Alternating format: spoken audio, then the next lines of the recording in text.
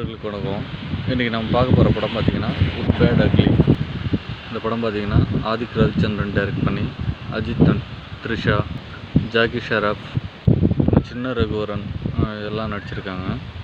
இந்த படம் பார்த்திங்கன்னா தன் பையனுக்காக தன்னுடைய கேங்ஸ்டர் லைஃப்பை மாற்றிக்கிட்டு ஒரு சாதாரணமாக வாழணும்னு நினைக்கிறாரு ஒரு ஏகேன்றவர்.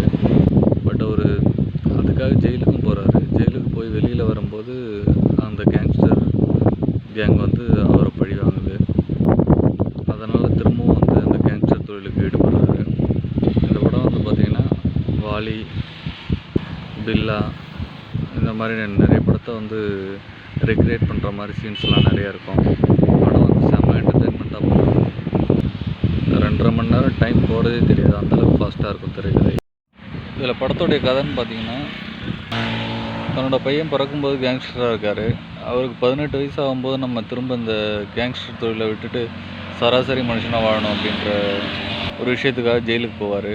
ஆனால் அவர் திரும்ப 18 வருஷம் கழித்து வெளியில் வரும்போது அவங்க பையனை கிட்னாப் பண்ணிவிடுவாங்க. ப்ளஸ் வந்து ஒரு ட்ரக் கேஸ்லேயும் ஒரு மர்டர் கேஸ்லேயும் லாக் பண்ணிவிடுவாங்க.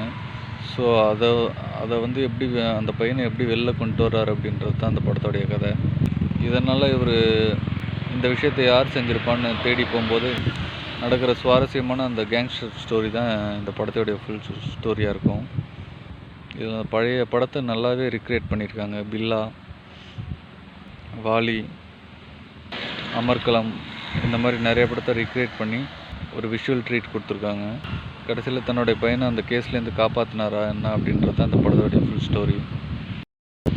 இதில் இடையில பார்த்திங்கன்னா சில சீன்ஸ்லாம் ஜான்விக் கூப்பிட்டாங்க, மணி ஈஸ்ட் ப்ரொஃபஸர் கூப்பிட்டாங்க, டாங்லி கூப்பிட்டாங்க அப்படின்னு சொல்லிட்டு நிறைய சீன் இருக்கும். சில சீனில் அந்த மாதிரி வரும். பட் அதெல்லாம் லாஜிக் இல்லைனாலும் ரொம்ப ரசிக்கிற மாதிரி இருக்கும் அந்த சீன்ஸ்லாம். ஆக்சுவலாக தலை ரசிகர்களுக்கு இந்த படம் ரொம்ப பிடிக்கும்.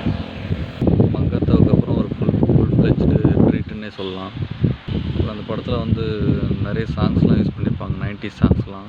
பஞ்சி மிட்டாய் அப்படின்னு சொல்லிட்டு ஒரு சாங்கு, இன்னும் 2-3 சாங் யூஸ் பண்ணியிருப்பாங்க. இளமை இதோ அதெல்லாம் இன்னும் நிறையா ஆப்ட் ஆகும். ரசிகர்களை நல்லா கனெக்ட் பண்ண வச்சு என்ஜாய் பண்ண வச்சுருக்காங்க அந்த படம். அப்புறம் இன்னொரு சீக்வன்ஸ் பார்த்திங்கன்னா சேசிங் சீக்வன்ஸ் ஒன்று வரும். அதில் புலி புலி புலி புலின்னு ஒரு சாங் வரும்.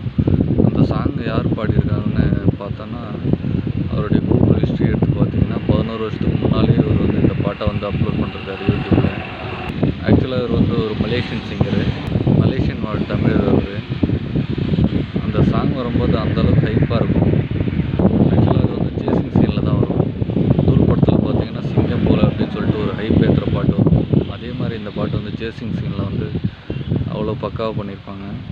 இதில் காஸ்டியூம் டிசைனை பற்றி சொல்லி ஆகணும். காஸ்டியூம் எல்லாமே பக்காவாக இருக்கும். 1,80,000 சொல்லி ஒரு ஷர்ட் வரும். அந்த ஷர்ட் வந்து நிறைய இடத்துல யூஸ் பண்ணியிருப்பாங்க. ஒயிட்லேயும் சரி, எல்லா காஸ்டியூமே நல்லாயிருக்கும். அந்த white and white code shirt எல்லாமே நல்லாயிருக்கும். கண்டிப்பாக இது வந்து ரசிகர்களுக்கு மட்டும் இல்லாமல் ஃபேமிலி ஆடியன்ஸையும் அவருடைய ரசிகராகிற விதமாக அந்த படத்தோடைய ஸ்க்ரீன் ப்ளே எல்லாமே அமைஞ்சிருக்கும். ஆதிக் ரவிச்சந்திரன் பார்த்திங்கன்னா ஃபஸ்ட்டு த்ரிஷா இல்லைனா நயன்தாரா எடுத்திருந்தாங்க. அடுத்தது வந்து மார்க் ஆண்டனி. ஸோ மார்க் ஆண்டனிலே அந்த ஹைப் வந்து பக்காவாக கொடுத்துருப்பாரு அந்த 2 பேருக்கும். அதே மாதிரி அஜித்துக்கு பார்த்திங்கன்னா அந்த படத்தில் ஹைப் ஏற்றிருப்பார். இந்த படம் பார்த்திங்கன்னா வந்த ஃபஸ்ட்டு நாளே வந்து ஹெச்டி பிரிண்டில் வந்துருச்சுன்னு சொன்னாங்க. ஆக்சுவலாக ஹெச்டி பிரிண்டில் பார்க்கறதுக்கு பார்க்காமலே இருக்கலாம். இது கண்டிப்பாக தேட்டரில் பார்த்து என்ஜாய் பண்ண வேண்டிய ஒரு படம் அது. நீங்கள் என்ன தான் டிவியில் போட்டு பார்த்தாலும் அந்த தேட்டரில் பார்க்குற எக்ஸ்பீரியன்ஸு இந்த படத்தை பொறுத்த வரைக்கும் கிடைக்காது. ப்ளஸ் இதில் பார்த்திங்கன்னா ஜிவி பிரகாஷ் 3 சாங் பண்ணியிருக்காரு. ஒரு பண்ண சாங்கை விட ரீமேக் பண்ண சாங் தான் கொஞ்சம் நல்லா ஹைப் ஏற்றுற மாதிரி இருக்கும்.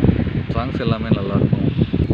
இந்த படத்தில் மைனஸ்க்கு பெருசாக சொல்கிறதுக்கு எதுவுமே இல்லை. மோஸ்ட்லி ஃபுல்லாகவே ப்ளஸ்ஸாக தான் இருக்கும். அதுவும் சிம்ரன் வர சீன்லாம் சொல்லியே ஆகணும். அந்த 90ஸ்க்கு தெரியும் அந்த வாலி படத்தோடைய ஹைப்பு, அதனுடைய லவ் சீன்ஸு, சாங்ஸ் எல்லாம் எப்படி இருக்குன்னு. அது இன்னும் ரொம்ப பார்க்குறதுக்கு ரொம்பவே நல்லாயிருக்கும். ப்ளஸ் அந்த தொட்டு தொட்டு பேசும் சுல்தானா, மற்றபடி நிறைய சாங்ஸு எல்லாமே பக்காவாக எடுத்திருப்பாங்க. கண்டிப்பாக இது ஒன் டைம் பார்க்க வேண்டிய படம் இல்லை. ரிப்பீட்டட் ஆடியன்ஸ் வந்து கண்டிப்பாக இந்த படத்துக்கு வருவாங்க. ஃபுல் அண்ட் ஃபுல் ஒரு விஷுவல் ட்ரீட்டுன்னு தான் சொல்கிறேன், அந்தளவுக்கு இருக்குது. Okay, thank you. கண்டிப்பாக அது ஒரு பார்க்க வேண்டிய ஒரு படம். தேங்க்யூ.